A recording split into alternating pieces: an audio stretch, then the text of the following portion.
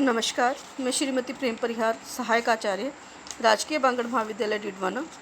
और online class में हम पढ़ रहे हैं पृष्ठांकन अथवा बेचान, जो बीकॉम पार्ट सेकंड के पेपर सेकंड में पढ़ाया जाता है। इसके पिछले वीडियो में हमने पृष्ठांकन का अर्थ, पृष्ठांकन के उद्देश्य, पृष्ठांकन कौन कर सकता है, पृष्ठांकन के लिए आवश्यक नियम, पृष्ठांकन के प्रकार, पृष्ठांकन की मान्यताएं आदि महत्वपूर्ण तथ्यों के बारे में जानकारी ली थी। आज हम उसके आगे के चैप्टर्स के बारे में जानकारी लेंगे।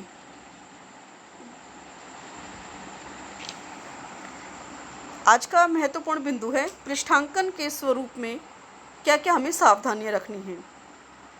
पृष्ठांकन में आदर्शसूचक शब्दों अथवा पदवी अथवा शैक्षणिक डिग्री आदि का प्रयोग नहीं किया जाना चाहिए। यद्यपि पृष्ठांकन आदर्शसूचक शब्दों का प्रयोग अवैध है, परंतु जैसे प्रोफेसर, डॉक्टर, हाजी, काजी, पंडित, श्रीमान आदि आदर्शसूचक शब्दों का प्रयोग अनुचित नहीं है। इसी प्रकार नाम के आगे एमए, एमकॉम, एमडी आदि शब्दों का प्रयोग भी अनावश्यक ही माना जाता है। अतः इस प्रकार के शब्दों का हमें प्रयोग नहीं करना चाहिए। प्रशासकीय पद अथवा नाम में पृष्ठांकन। यदि पृष्ठांकन का उद्देश्य किसी व्यक्ति विशेष को उसके कार्यों यानी प्रशासनिक कार्य हेतु पद के आधार पर भुगतान दिलाना हो, तो अधिकारी का नाम लिखने की आवश्यकता नहीं है। केवल उसका पद अथवा कार्यालय का नाम ही लिख दिया जाना पर्याप्त है। जैसे प्रिंसिपल, गवर्नमेंट कॉलेज, डिडवाना।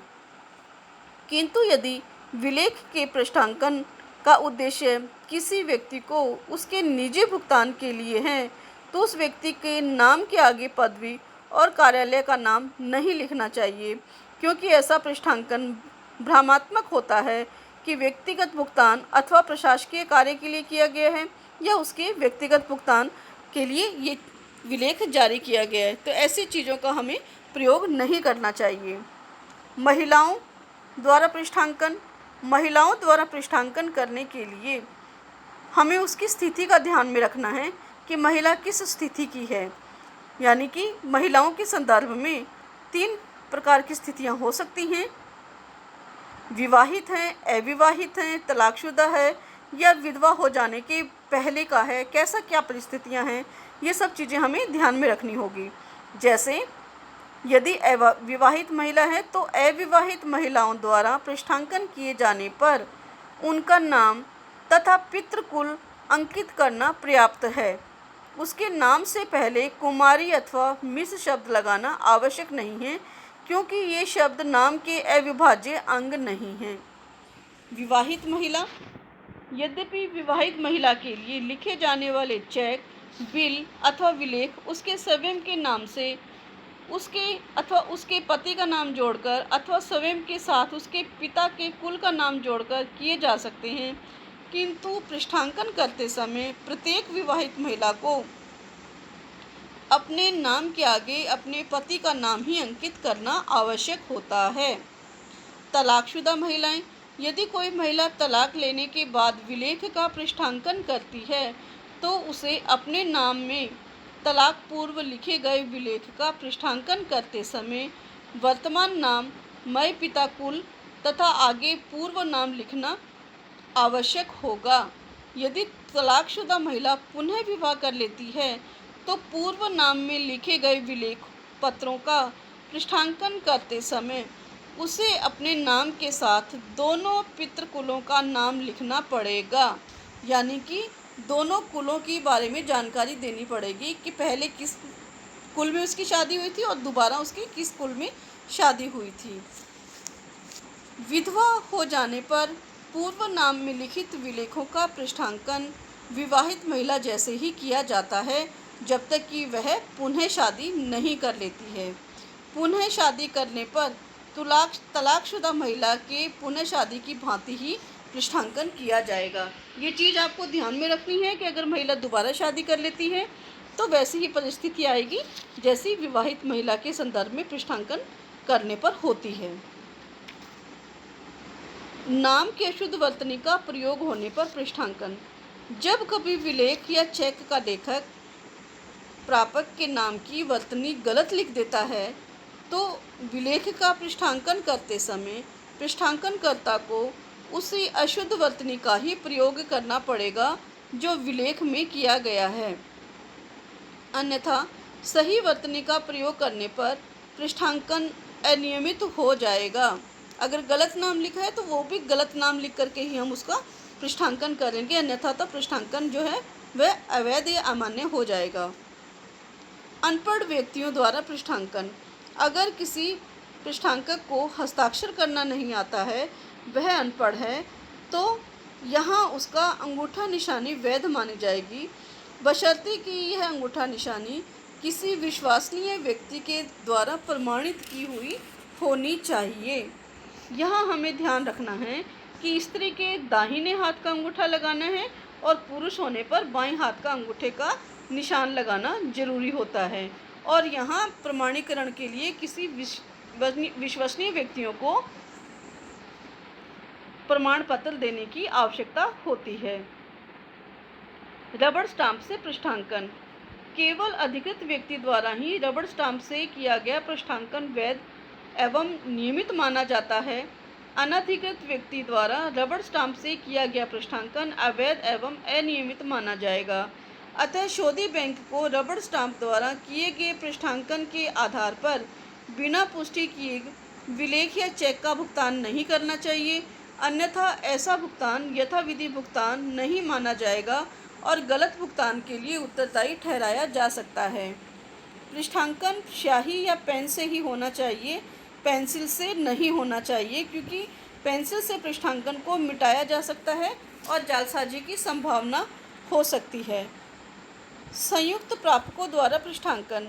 यदि कोई विलेख अथवा चेक दो या दो से अधिक व्यक्तियों के नाम से संयुक्त रूप से हैं, तो ऐसे चेक का या विलेख का पृष्ठांकन सभी प्रापकों को अपने अपने हस्ताक्षरों या अंगूठे की निशानी से करना पड़ेगा।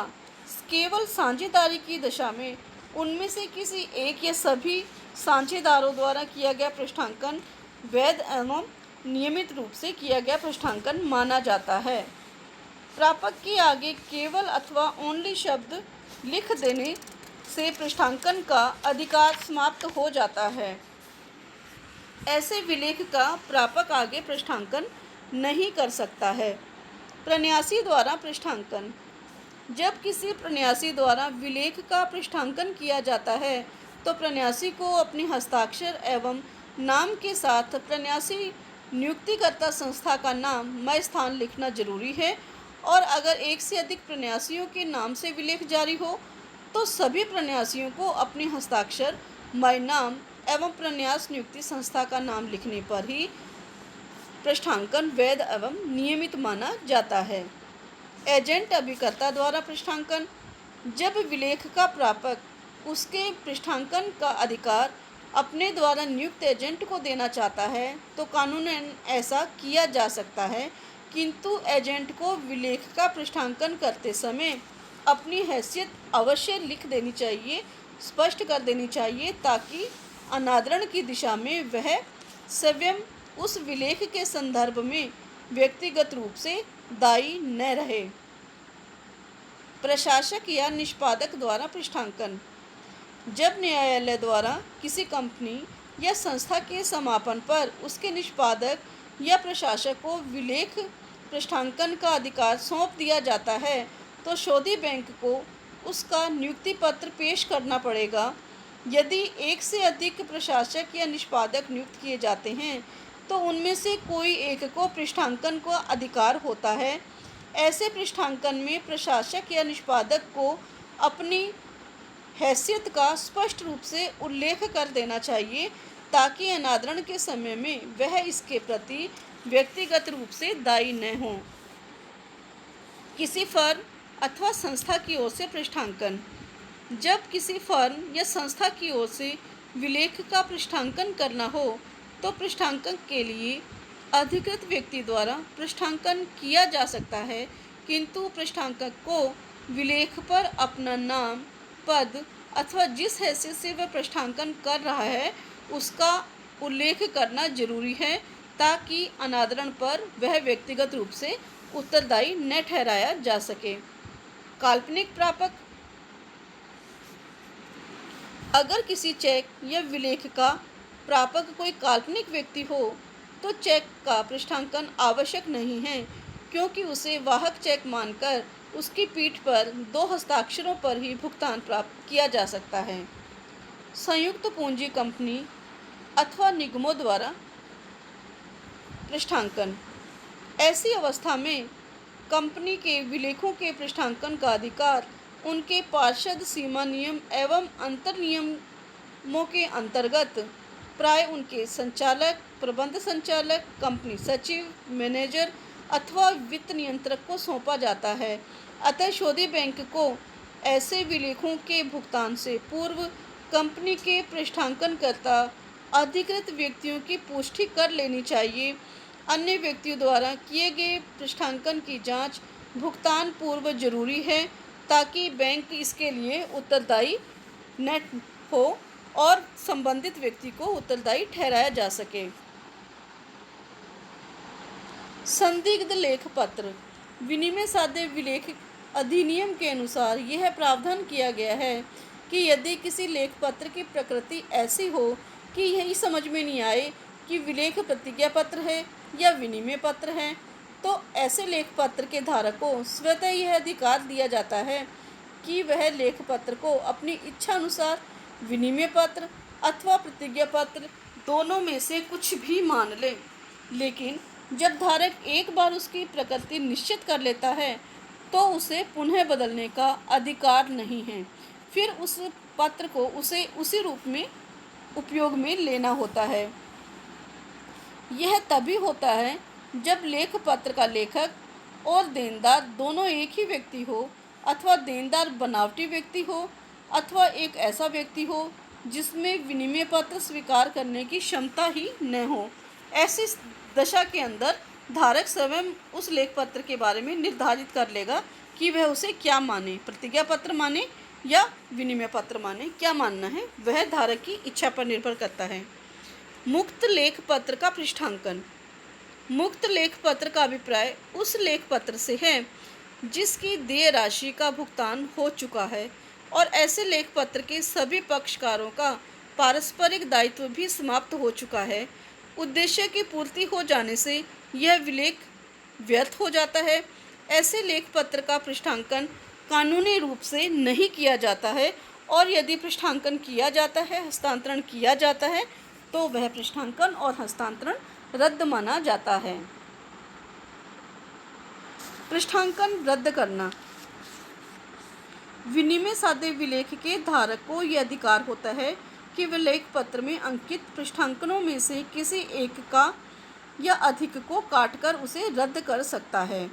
ऐसी स्थिति में विनिमय साध्य विलेख अधिनियम के अनुसार न केवल इस प्रकार काटकर रद्द किया गया पृष्ठांकक ही लेख पत्र के दायित्व से मुक्त हो जाता है, वरन इस पृष्ठांकक के प्रति अधिकार रखने वाले बाद के सभी पृष्ठांकक भी अपने दायित्व से मुक्त हो जाते हैं।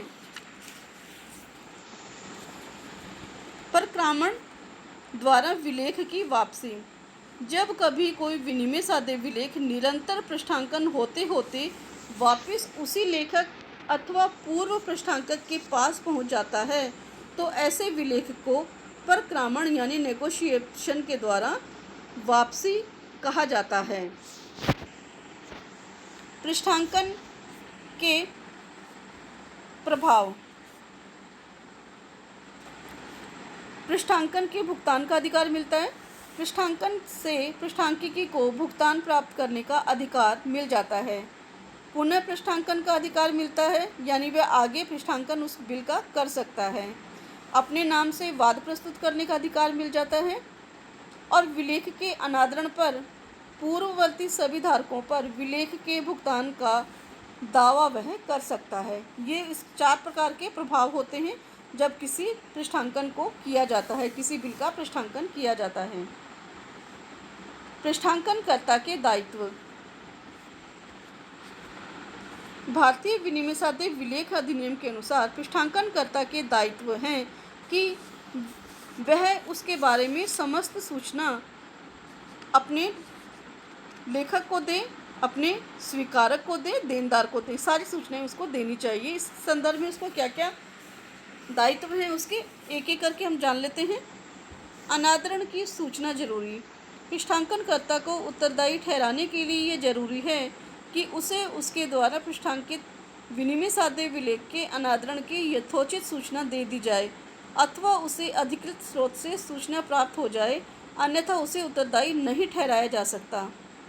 कालतिरोहित पृष्ठांकन। जब विनिमय साधे विलेख कालतिरोहित हो जाने के बाद भी पृष्ठांकनकर्ता उस विलेख का पृष्ठांकन कर देता है तो वह उसमें लिखित राशि के भुगतान के लिए ठीक उसी प्रकार उत्तरदायी ठहराया जा सकता है जैसा कि मांग पर दिए विलेख के लिए कोई व्यक्ति उत्तरदायी होता है। जाली पृष्ठांकन।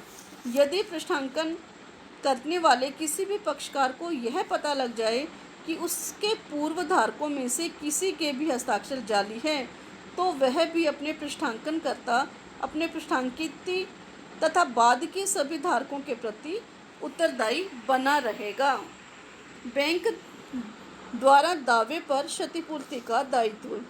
यदि विलेख का धारक अपने लेख पत्र को बैंक में संग्रहण के लिए सौंपता है और बैंक संग्रहण के पूर्व ही ग्राहक को लेख पत्र की राशि निकालने की अनुमति दे देता है और बाद में उस विलेख पत्र का अनादरण हो जाता है, तो ऐसी स्थिति में चूँकि बैंक उस लेख पत्र के मूल्य के लिए धारक बन जाता है, अतः बैंक मूल्य धारक के नाते क्षतिपूर्ति के लिए वाद प्रस्तुत कर सकता है और पृष्ठांकनकर्ता उसकी क्षतिपूर्ति के लिए उत्तरदायी होगा। विलेख के भुगतान का दायित्व। यानी कि जब तक पृष्ठांकनकर्ता का विलेख पर दायित्व बना रहेगा, जब तक कि उसका पूर्ण भुगतान न हो जाए, उस बिल का समुचित भुगतान न हो जाए, और भुगतान के बाद पृष्ठांकक स्वतः ही उसके दायित्व से मुक्त हो जाता है। पृष्ठांकनकर्ता अथवा लेखक की मुक्ति की दशाएं। विलेख के भुगतान होने पर आप जानते ही हैं, अगर विलेख का भुगतान हो गया तो किसी को कोई मतलब नहीं है, सभी उसके दायित्व से समाप्त विमुख हो जाएंगे, दायित्व से फ्री हो जाएंगे वो, अगर विलेख का भुगतान हो जाता है तो। और शर्त पूरी न होने पर यदि लेखक या पृष्ठांकनकर्ता विलेख में कोई शर्त लगा देता है और अगर वह शर्त पूरी नहीं होती है तो वह अनादरण की दशा में भी उत्तरदायी नहीं होंगे उस विलेख के प्रति। विलेख में महत्वपूर्ण परिवर्तन होने पर, यदि विलेख में महत्वपूर्ण परिवर्तन कर दिया जाता है और लेखक अपने उस दायित्व से मुक्त हो जाएगा, लेकिन यदि यह परिवर्तन पृष्ठांकन से पूर्व ही कर दिया गया है, तो यहाँ पृष्ठांकन पूर्व अगर कोई महत्वपूर्ण परिवर्तन होता है तो पृष्ठांकनकर्ता अपने दायित्व से मुक्त नहीं होगा। दायित्व रहित पृष्ठांकन। जब विलेख का लेखक दायित्व रहित पृष्ठांकन करता है तो अधिनियम की धारा 52 के अनुसार वह अपने से आगे के पृष्ठांकनों में अनादरण पर दायित्व से मुक्त हो जाता है। विलेख में धारक द्वारा स्वीकारक अथवा पृष्ठांकनकर्ता के नाम काट देने पर विलेख का लेखक दायित्व से मुक्त हो जाएगा। धारा 83 के अधीन विधि सम्मत आचरण न करने पर भी लेखक अथवा पृष्ठांकनकर्ता दायित्व से मुक्त हो जाएंगे। विधि सम्मत अन्य कारण। विधि सम्मत अन्य कारण जैसे कि जिसके द्वारा अगर विलेख का स्वीकारक या पृष्ठांकन उसको दायित्व से मुक्त कर देते हैं तो विलेख का लेखक विलेख संबंधी दायित्वों से मुक्त हो जाएगा। कोई भी अन्य कारण जिसके अंतर्गत ये देखा गया कि वह विलेख के स्वीकारक अथवा पृष्ठांकक को मुक्त कर देता है, तो यहाँ ये माना जाएगा कि वह अपने लेखक जो है वो अपने विलेख के भुगतान के दायित्व से मुक्त हो गया है।